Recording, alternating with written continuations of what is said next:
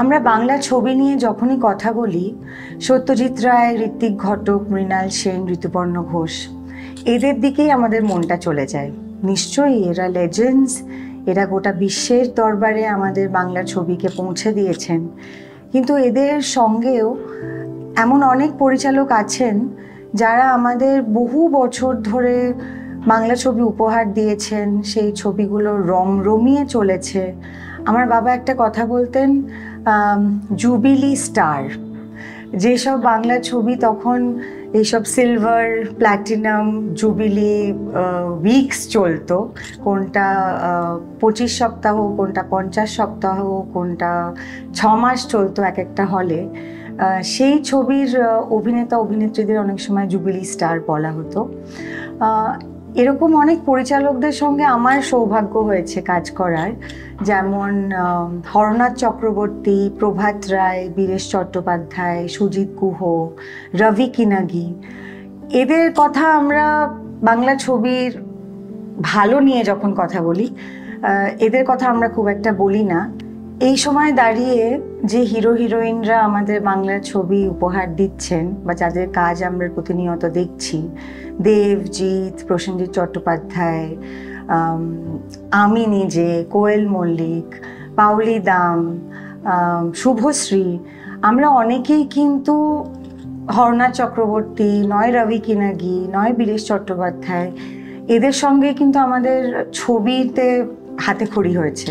এবং আমার প্রথম ছবি মস্তান, যার ডিরেক্টর ছিল রবি কিনাগি, এবং তারপরে আমার প্রথম ছবি প্রসেনজিৎ চট্টোপাধ্যায়ের সঙ্গে তবু ভালোবাসি, তার ডিরেক্টর ছিলেন বীরেশ চট্টোপাধ্যায়। এবং প্রভাত রায়ের সঙ্গে আমি দুটো ছবিতে কাজ করেছি। এরাও কিন্তু আমাদেরকে দারুণ দারুণ বাংলা ছবি উপহার দিয়েছে, যেটা পারিবারিক ছবি। গোটা ফ্যামিলি নিয়ে হলে গিয়ে আমরা এইসব ছবি দেখেছি। আমি গেছি, আমি, আমার মা, আমার মাসিরা, মায়ের বন্ধু বান্ধবরা।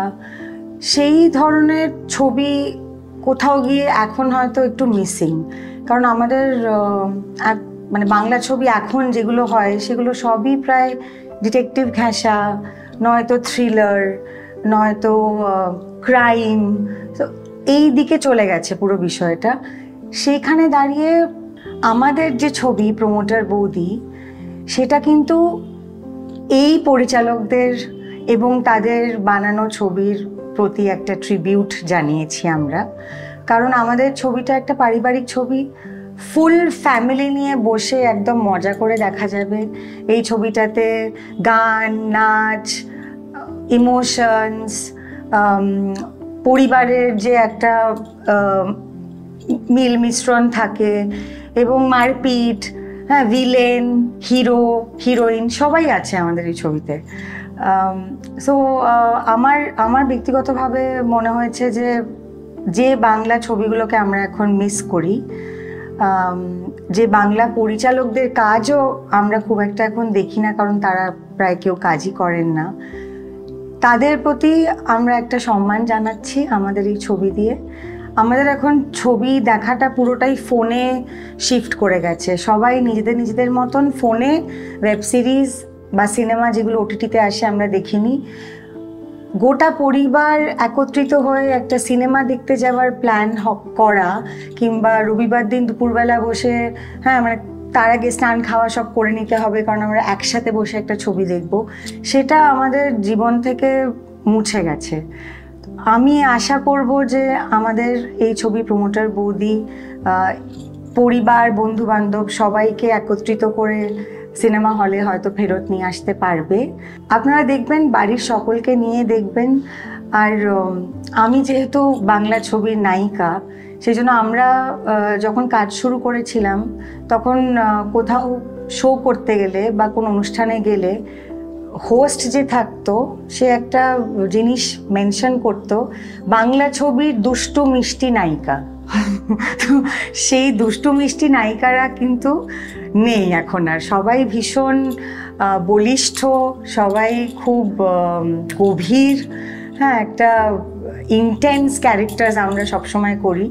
তো অভিনেতা অভিনেত্রীরাও আমার মনে হয়, আমি যদি নিজের জন্য বলি, আমরা কিন্তু ওই দুষ্টু মিষ্টি চরিত্রে অভিনয় করাটাকে মিস করি।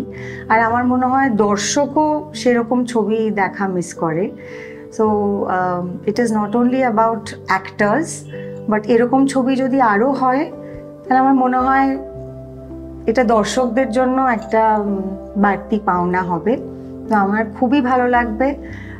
আমরা আমাদের যারা ছবি পরিচালনা করে আমাদের উপহার দিয়েছেন, যাদের যাদের হয়তো আমরা সেই সম্মানের তালিকায় তাদেরকে আমরা ইনক্লুড করি না, আমরা বাংলা ছবি নিয়ে কথা বলার সময় কখনোই একটা হরনাথ চক্রবর্তী, একটা প্রভাত রায়, একটা বীরেশ চট্টোপাধ্যায়, সুজিত গুহ এদের কথা আমরা তুলে আনি না, যেটা আমার মনে হয় আমাদের আনা উচিত। তাদের প্রতিও আমাদের একটা শ্রদ্ধা জ্ঞাপন করেছি আমরা এই প্রমোটার বৌদি ছবির মধ্য দিয়ে। যদি ভালো লাগে আর যদি আপনারা ছবিটা নিয়ে লেখেন, তাহলে প্লিজ হ্যাশট্যাগ প্রমোটার বৌদি ইউজ করবেন। আমাদেরও আপনাদের কথা চারিদিকে ছড়িয়ে দেওয়ার জন্য সুবিধে হবে। Thank you.